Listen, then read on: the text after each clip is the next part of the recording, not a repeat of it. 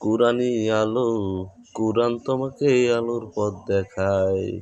যে হৃদয়ে কুরআন আছে, সে হৃদয় কখনো অন্ধকারে থাকে না।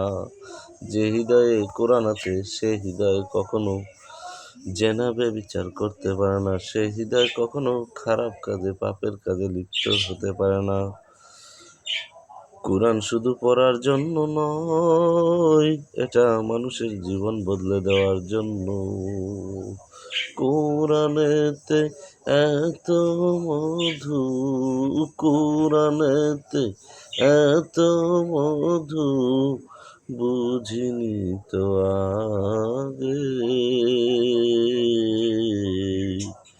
পড়িতে খোদার খালা এত মজা লাগে, পড়িতে আল্লাহর কুরআন এত মধু লাগে।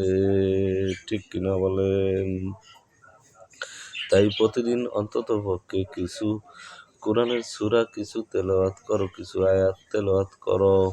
এতে তোমার দিল ভালো থাকবে, তোমার হৃদয়ে কখনো পাপ বাসা বাঁধতে পারবে না।